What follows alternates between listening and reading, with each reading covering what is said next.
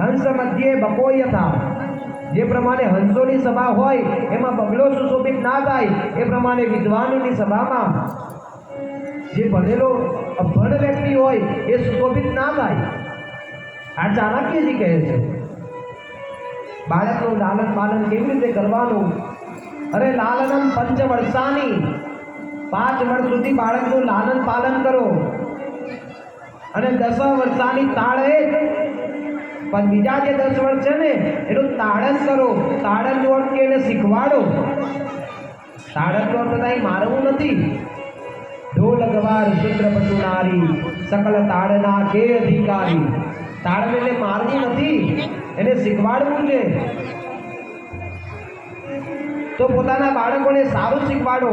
10 વર્ષાની તાળે અને પ્રાપ્તે તું 16 વર્ષે, અને જ્યારે એ બાળક 16 વર્ષનું થઈ જાય ને તો એ પુત્ર કે પુત્રી સાથે મિત્ર જેવી બનીને રહો. પુત્રમ મિત્રમ મદાચરે, એ પુત્ર સાથે મિત્ર બનીને રહેવું પડે.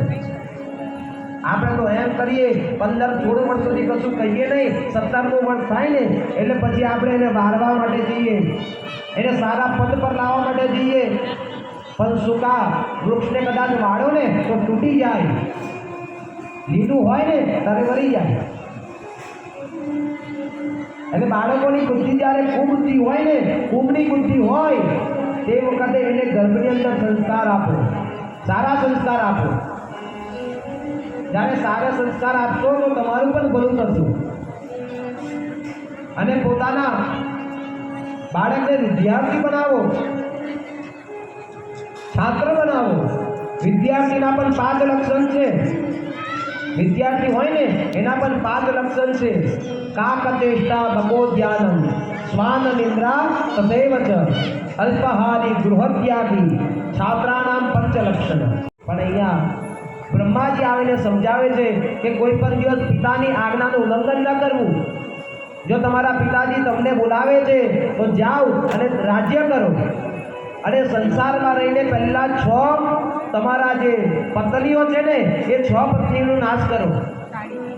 આ દરેક જીવ સાથે છે ને 6 પત્ની છે, જેમના જે કામ, ક્રોધ, લોભ, મોહ, મદ અને મત્સર.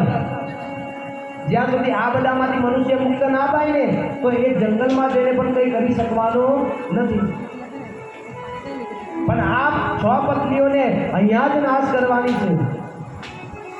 એટલે રાજા પહેલા આ 6 પત્નીનો નાશ કરો અને પછી વનમાં પ્રવેશ કરો. વનમાં પ્રવેશ તો કરીએ, અરે સૌથી મોટો સંન્યાસ કયો છે? જંગલમાં રહીને જઈને રહેવું એને સંન્યાસ ન કહેવાય. સંન્યાસ તો એ છે કે સંસારમાં રહીએ છે પણ વિરક્ત છે. બસ આટલું શીખી જા. આ શ્લોક આપ્યો છે, 4 મહિના સુધી ગયા પણ આને પણ કંઠસ્થ નથી કર્યો.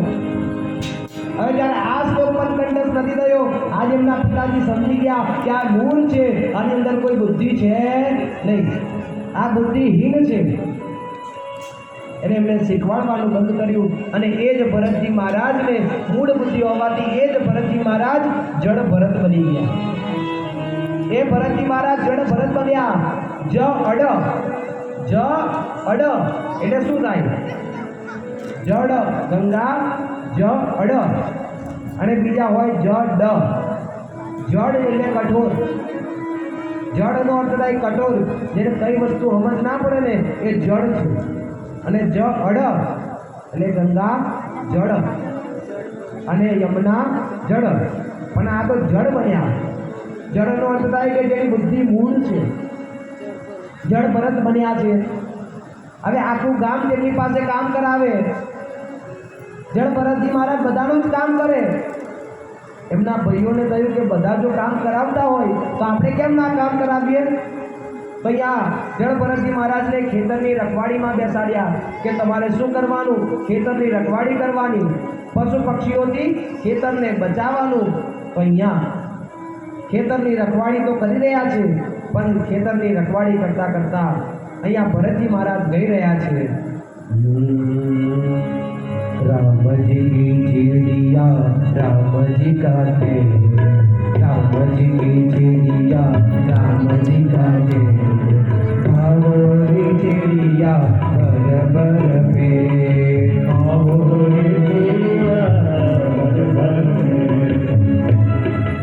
નંબરનો અંતતામિસ્ત્ર જે શિષ્યાની બેન બનાવે,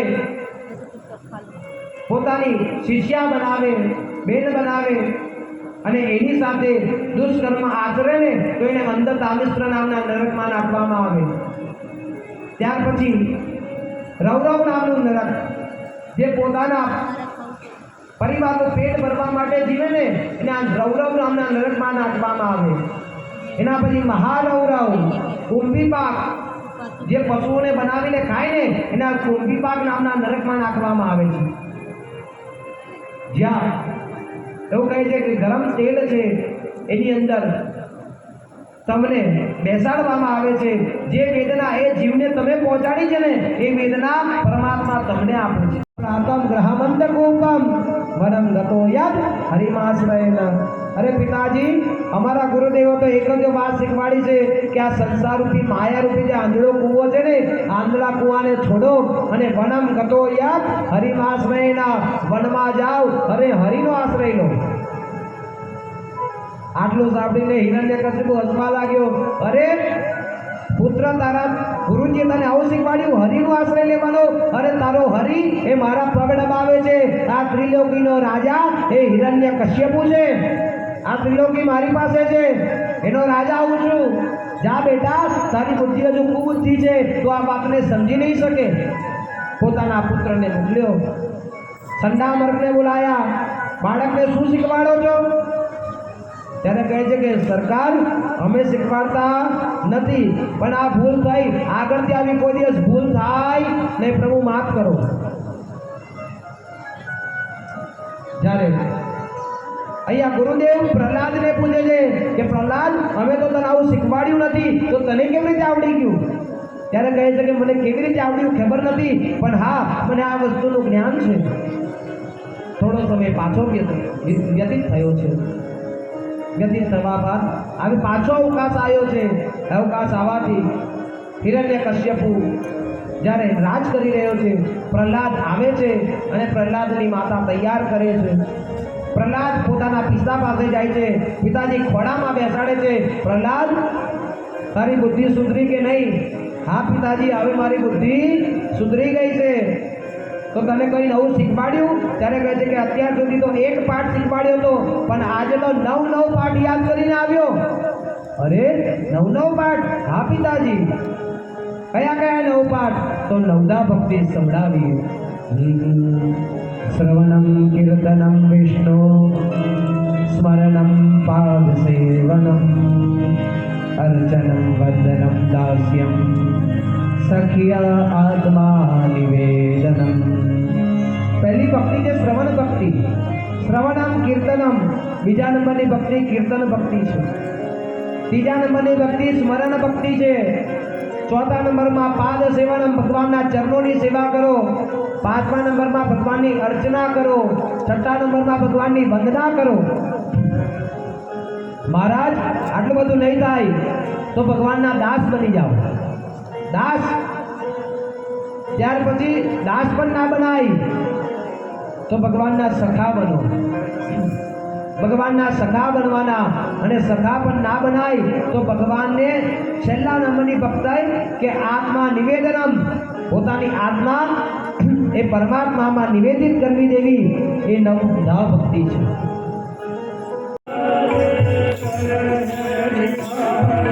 હે ગોવિંદ હે ગોપાલ ભજો હારે.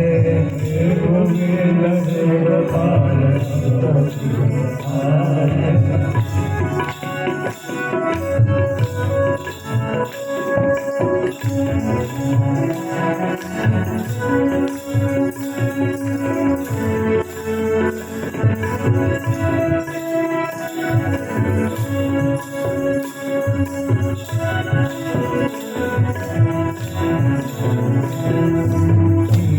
विगत हेतु दयो सिंधु के किनारे.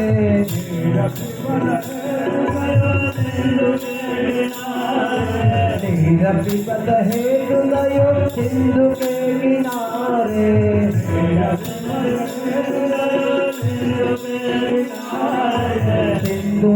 વીજ બસતગ્રામ ચરણ ધરી પખારે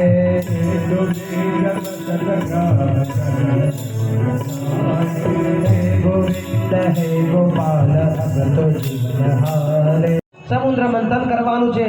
મંદરાચલ પર્વતને મથાની બનાવો, વાસુકી નાગને દોરડું બનાવો અને સમુદ્ર મંથન કરો. દરેક દેવતા મળીને દૈત્યો પાસે ગયા. દૈત્યોના રાજા છે જેનું નામ છે બલિ પાસે પહોંચ્યા છે. જ્યારે દેવરાજ ઇન્દ્ર ગયા, દરેક દૈત્ય મારવા માટે તૈયાર થયા, ત્યારે ઇન્દ્ર કહે છે કે અમે લડવા આવ્યા નથી, અમે તો તમારી સાથે મિત્રતા કરવા આવ્યા છે. કેવી મિત્રતા? સમુદ્ર મંથન કરીએ. સમુદ્ર મંથનમાંથી જે અમૃત નીકળે ને, અમૃતનું પાન આપણે કરીશું અને અમૃતનું પાન કરવાથી આપણે અમર થઈ જઈશું. દૈત્યો કહે છે કે અને આપણે દેવતાથી કઈ ઓછા છે નહીં, એટલે મુખ આપણે પકડીશું અને પૂંછડી દૈત્ય પકડશે. ત્યારે દરેક દેવતા ભગવાન બાજુ જુએ છે. ભગવાન કહે કે જ્યારે પ્રાણો પર બાદ આવ્યું હોય ને, તો જે પાણીએ મુખ ચડતા હોય એ પાણી ચડાવવા પડે. સારું, તમે મુખ પકડો, અમે પૂંછડી પકડીએ. અને સમુદ્ર મંથન પ્રારંભ થયું ને, મંદરાચલ પર્વતના વિટાવાથી અહીંયા સાપનું પેટ દબાયું અને પોતાના મુખમાંથી ઝેર કાઢ્યું અને સીધું ઝેર પડ્યું દૈત્ય પર. પકડો હજુ મુખ, મુખ પકડી રાખજો. હવે અત્યારે દૈત્ય કહે છે કે હવે અમે મુખ પકડીએ નહીં, હવે અમે પૂંછડી પકડીશું. ભગવાન કહે કોઈ વાંધો નહીં. અહીંયા પૂંછડી પકડાવી અને અહીંયા એમને મુખ પકડ્યું. સમુદ્ર મંથન પ્રારંભ થયું. પણ સમુદ્રના જે મથાની હોય એ મથાનીને ફરવા માટે આધાર જોઈએ. આધાર વગર મથાની ફરે નહીં. અંદર જઈ રહી છે પણ ફરી નથી રહી. તો આમ આધાર સ્વરૂપે ભગવાને આ જગ્યા પર કચ્છપ રૂપ કાચબાના રૂપની અંદર ગયા અને સમુદ્રની અંદર ગયા અને અહીંયા મંદરાચલ પર્વતને ભગવાને પોતાની પીઠ પર ધારણ કર્યો.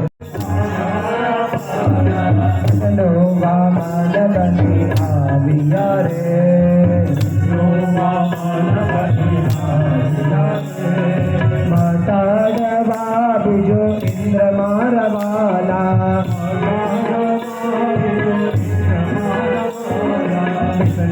વામન બની ચાલિયા રે.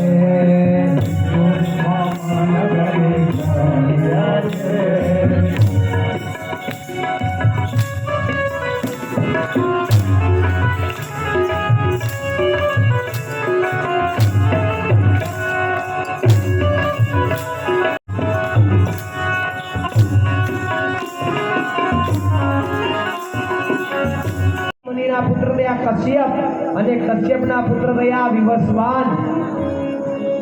વિવસ્વાન એનો અર્થ થાય સૂર્યદેવ અને એ જ વિવસ્વાનના પુત્ર થયા શ્રાદ્ધદેવ મનુ. અને શ્રાદ્ધદેવ મનુની પત્નીનું નામ છે શ્રદ્ધા દેવી. પહેલા મનુ સંતાનહીન હતા. આ સૂર્યવંશની અંદર સંતાનની તમે જોશો તો પહેલા બધા રાજા સંતાનહીન હોય છે સૂર્યવંશની અંદર. તો અહીંયા મનુ મહારાજ પહેલા સંતાનહીન હતા. સંતાનની પ્રાપ્તિ માટે વશિષ્ઠજી પાસે યજ્ઞ કરાવ્યો. યજ્ઞના પ્રભાવથી અહીંયા સંતાન થવું જોઈએ. પણ અહીંયા શ્રદ્ધા દેવી એ ઋત્વિજો પાસે જઈને કહેવા લાગી કે મને પુત્રી જોઈએ છે, તો એવો યજ્ઞ કરો કે મારા ઘરે પુત્રી થાય. તો અહીંયા એવો યજ્ઞ કર્યો છે કે એમના ઘરે પુત્રી થઈ. અને એ પુત્રીનું નામ શું રાખ્યું છે? તે પુત્રીનું નામ છે ઈલા. ઈલા નામની પુત્રી થઈ. શ્રાદ્ધદેવ મનુ કહે છે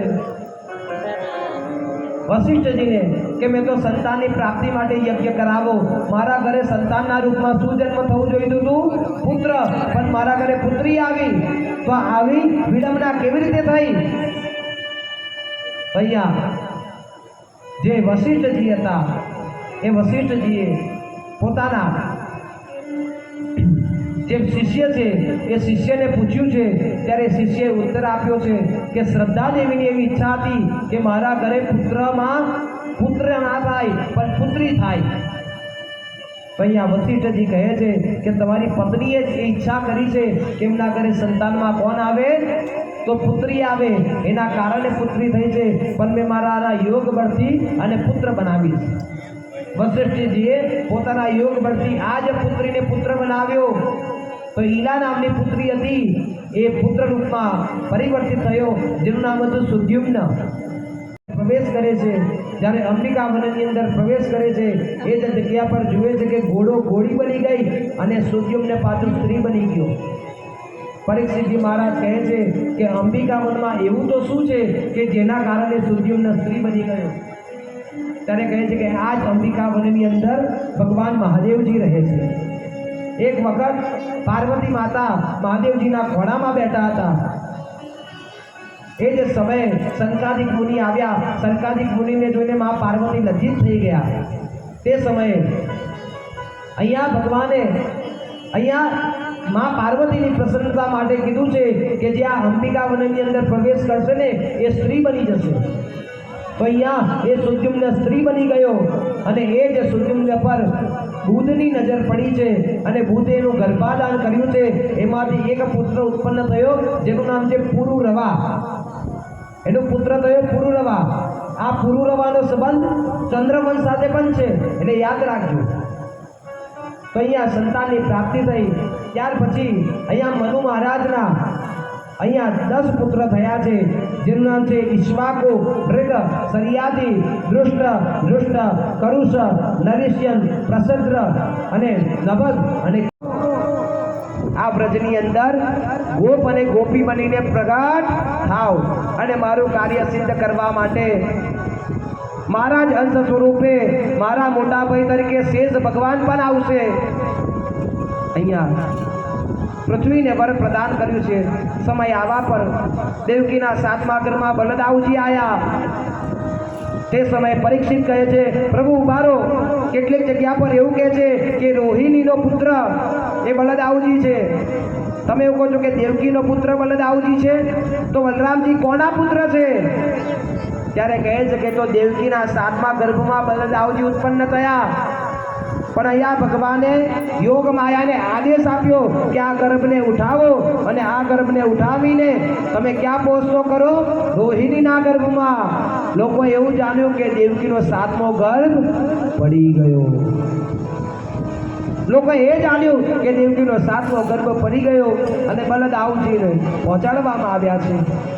ત્યાર પછી દેવકીનો 8મા ગર્ભની અંદર પ્રભુ પધાર્યા અને જ્યારે પ્રભુના આવવાથી માનો દેવકીની કાંતિ વધી ગઈ છે. આ ચરાચરમાં દેવકી સુશોભિત થઈ ગઈ છે અને દરેક દેવતા આવ્યા છે અને દેવતા આવીને ભગવાનની સુંદર મજાની સ્તુતિ કરે છે. આગતમ કૃષ્ણ સુસ્વાગતમ કૃષ્ણ. ભગવાન જ્યારે નંદ ભવનમાં જશે ત્યારે આપણે નંદ ભવનનો ઉજવીશું. ભગવાન જ્યારે નંદ ભવનમાં આવશે ને, નંદ ભવનમાં ભગવાનને હજુ ભગવાન મથુરાના કારાવાસમાં છે. ભગવાન ગોકુળમાં પહોંચશે ત્યાર પછી ઉત્સવ ઉજવવાનો છે, એટલે ઉતાવળ કોઈ કરશો નહીં.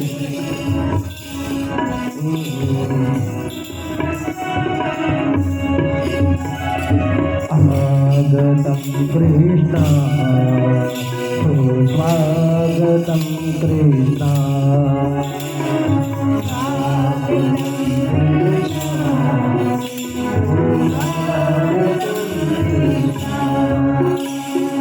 આગતમ સુસ્વાગતમ શરણાગતમ કૃષ્ણ.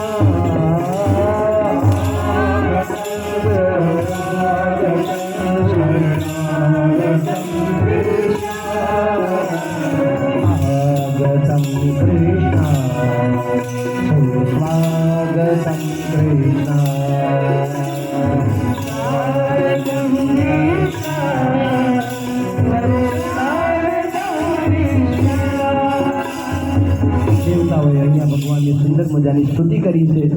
ભગવાનનો જન્મ થયો છે. અહીંયા વસુદેવજી સાથે વસુદેવે અહીંયા તેમને ગોકુળની અંદર પહોંચાડ્યા છે અને આજે ગોકુળની અંદર નંદ ભવનની મહોત્સવ ચાલી રહી છે. અરે આજે વસુદેવજી મહારાજ અહીંયા ભગવાન કાનુડાને લઈને આવી રહ્યા છે. અરે નંદ ગેરા નંદ भयो जय कन्हैया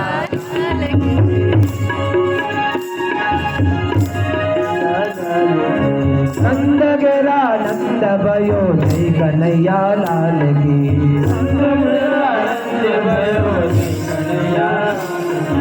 नंद गेरा नंद भयो जय कन्हैया लाल की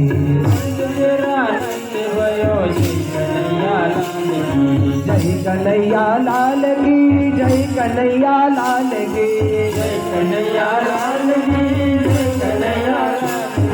जय कन्हैया लाल की जय हो नंद लाल की जय कन्हैया लाल की जय हो नंद लाल की नंद गेरा नंद भयो जय कन्हैया लाल की नंद गेरा नंद भयो जय कन्हैया लाल की हाथ उठावीने अरे ठाकुर जी આવ્યા છે राम आएंगे राम आएंगे राम आएंगे झोपड़ी के बाद आज जाग जाएंगे राम आएंगे तेरी झोपड़ी के बाद आज जाग जाएंगे राम आएंगे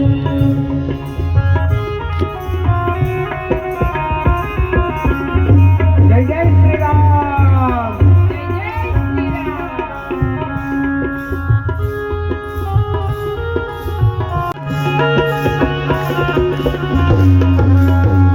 राम आएंगे तो अंदर है बाल की चंद्र जैसी शोभा है बाल की कौवे चराने आए जय हो पशुपाल की चराने आए जय हो पशुपाल की नंद गेरा नंद भयो जय कन्हैया लाल की नंद गेरा नंद भयो जय कन्हैया लाल की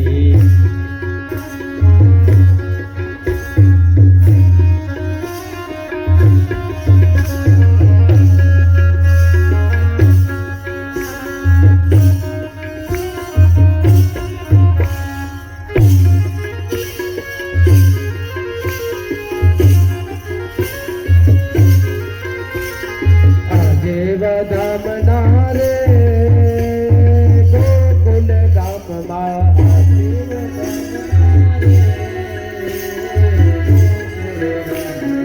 अजेव धाम नारे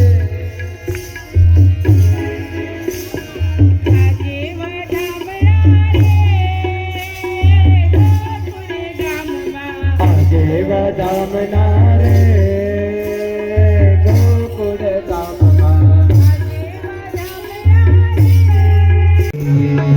राम आएंगे तो अंगना सजा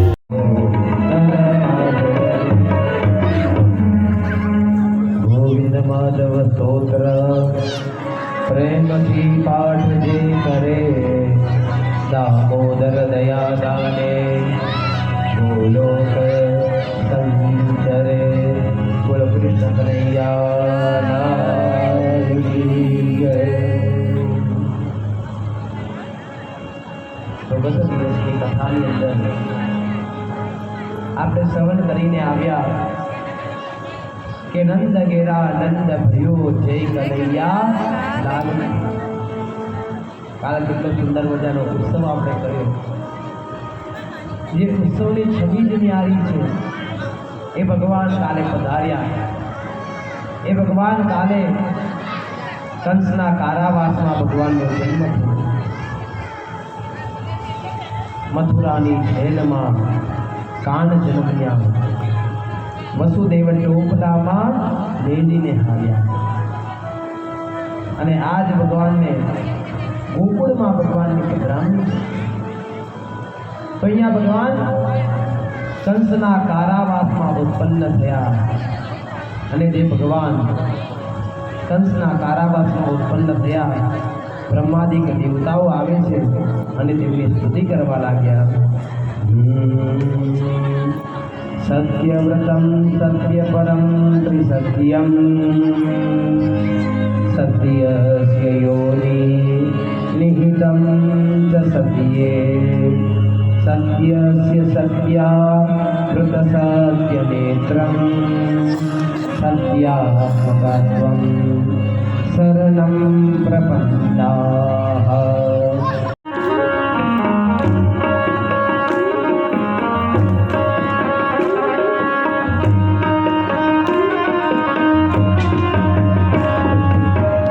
માતાને ગ્રહ નક્ષત્ર તારા આકાશ અને પોતાનું ગોકુળ પણ એમના મુખની અંદર દેખાય છે। હવે ઠાકોરજી કહે કે આ બધી લીલા કરીશું ને તો માં પછી વિશ્વાસ કરે નહીં, એટલે બધું જ યોગ માયાને કીધું કે બેન તું બધું જ અદ્રશ્ય કરી દે, ખાલી મારી માને એટલું ખબર પડે કે હું એનો બાળક છું, બીજું કશું ખબર ના પડે। ઠાકોરજી આ પ્રમાણે લીલા કરતા કરતા હવે એ જે ઠાકોરજીના નામકરણ સંસ્કારનો સમય આવ્યો। બાળકનું નામકરણ સંસ્કાર પહેલાના જમાનામાં નામકરણ સંસ્કાર એ બ્રાહ્મણ કરે, બ્રાહ્મણનો અધિકાર છે નામકરણ સંસ્કાર કરવાનો, દરેક સંસ્કાર એ બ્રાહ્મણ દ્વારા થાય। હવે અહીંયા ગર્ગાચાર્યજી એ યદુકુલના ગુરુ છે,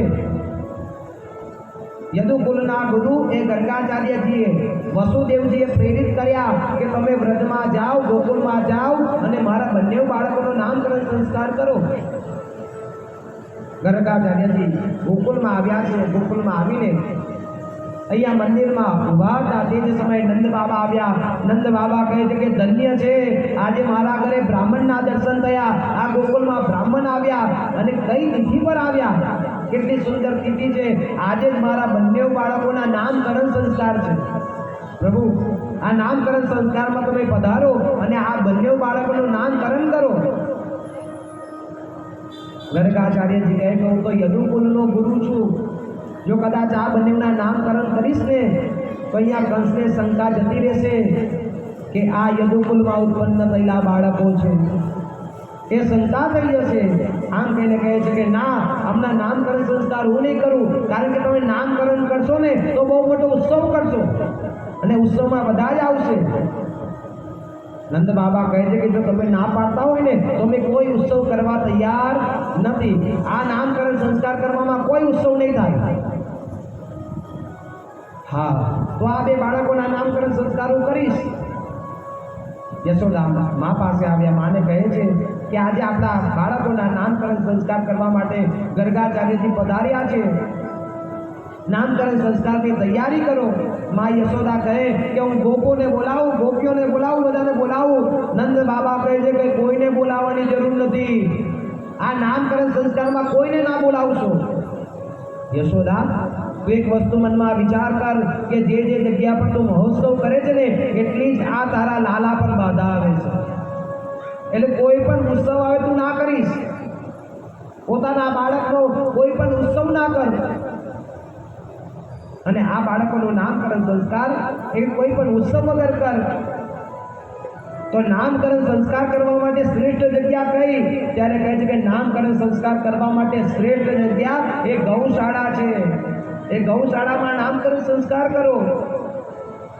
અને ગૌશાળાની અંદર બંને બાળકોના નામકરણ સંસ્કાર કરવા માટે અહીંયા રોહિણીના ઘોડાની અંદર કૃષ્ણ ભગવાન હતા, લાલજીઓ હતા અને યશોદાના ખોડાની અંદર બલરામજી હતા। તે જ સમયે ગર્ગાચાર્યજી કહે છે કે યશોદા અયમ તું રોહિણીનો પુત્ર, આ તારો પુત્ર નથી, આ રોહિણીનો પુત્ર છે।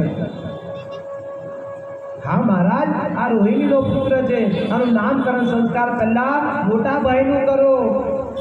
ત્યારે કહે છે કે આ મોટા ભાઈનું નામ રામ થશે, આ મોટા ભાઈનું નામ રામ થશે, પણ એની અંદર બલની અધિકતા હશે અને એ જ બલની અધિકતાના કારણે એમનું નામ બલપન થશે, એટલે મોટા ભાઈનું નામ રાખ્યું બલરામ।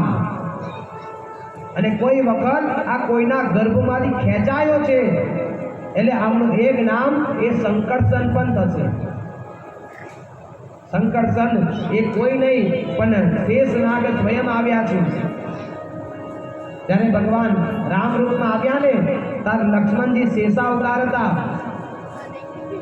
એટલે આ વખત બલરામજી કહે કે આ વખત એક વખત નાનો ભાઈ બનીને આવ્યો પણ મને કોઈ ફાયદો થયો નહીં, હવે મોટો ભાઈ બનીને જાઉં તો મારું બધા સાંભળશે, પણ મોટા ભાઈને આ બનીને આવ્યા તો પણ ઠાકોરજી કોઈનું સાંભળતા નથી. આ તો નારાયણ છે. તો બલરામ નામ પાડ્યું અને એક નામ પાડ્યું એ સંકર્ષણ પાડ્યું. તો બે નામ પડ્યા, બલરામ અને સંકર્ષણ, બે નામ પડ્યા.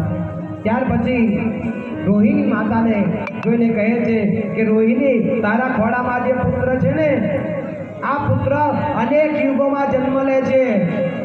કોઈ યુગમાં શ્વેત એટલે સફેદ રંગમાં આવ્યો, કોઈ યુગમાં આ રક્ત એટલે કે લાલ રંગમાં આવ્યો, કોઈ યુગમાં પીળો થઈને પણ આવ્યો છે, પણ આ યુગમાં આ કાળો બનીને આવ્યો છે ને, એટલે એનું એક નામ એ કૃષ્ણ રહેશે.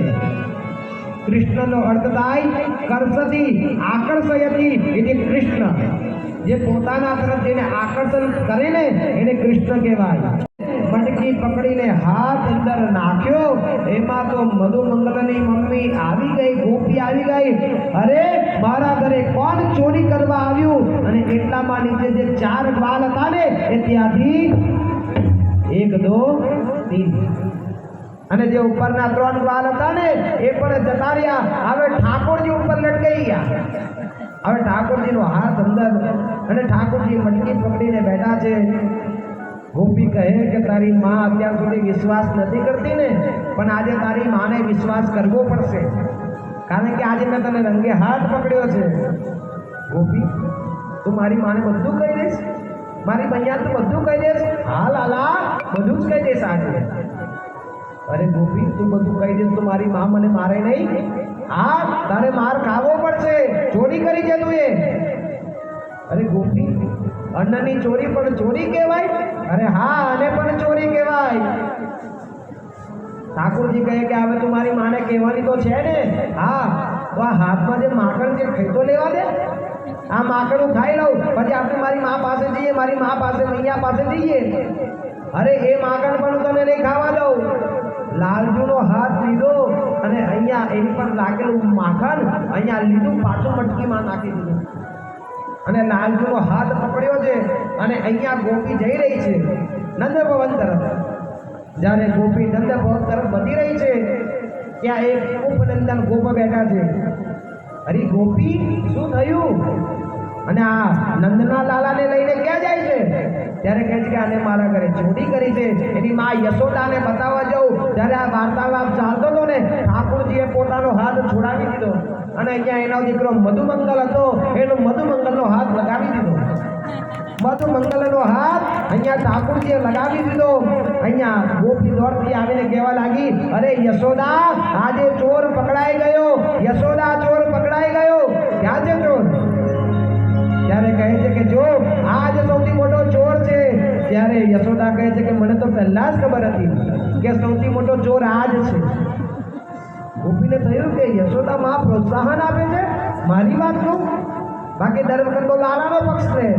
અરે આ યશોદા આ જ ચોર છે, આ ગોપી હું જ કહું છું એ જ ચોર છે.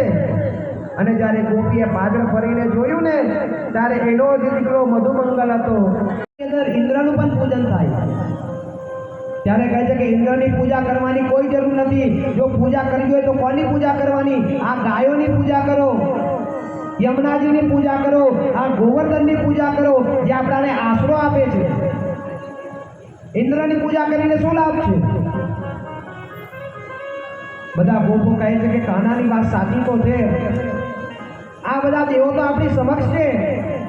ઇન્દ્રએ તો અત્યાર સુધી કોઈ દેવ દર્શન આપ્યા નથી. આ દેવો તો આપણી સમક્ષ છે, તો આપણે આ બધાનો યજ્ઞ કરવો જોઈએ. ત્યારે કહે છે કે હા, નિશ્ચિત રૂપથી, પણ ઇન્દ્ર આપણી પર કોપાયમાન થઈ ગયો તો? ઠાકોરજી કહે કે બાબા, એની ચિંતા તમે ના કરશો, ઇન્દ્ર કોપાયમાન નહીં થાય. તો યજ્ઞની તૈયારી કરો. અરે સુંદર મજાના માલપુડા બનાવો, દૂધ બનાવો, કચોરી બનાવો, અરે ચાવલ બનાવો, ભાત બનાવો, દાળ બનાવો, સુંદર સુંદર સામગ્રી મંગાવો, બ્રાહ્મણોને બોલાવો, બ્રાહ્મણોને બોલાવીને હવન કરો, ગાય માતાને લીલો લીલો ઘાસ ચારો ચડાવો અને યમુનાજીની અંદર દુગ્ધની ધારા કરો, અભિષેક કરો, આ ગોવર્ધનની પૂજા કરો. અહીંયા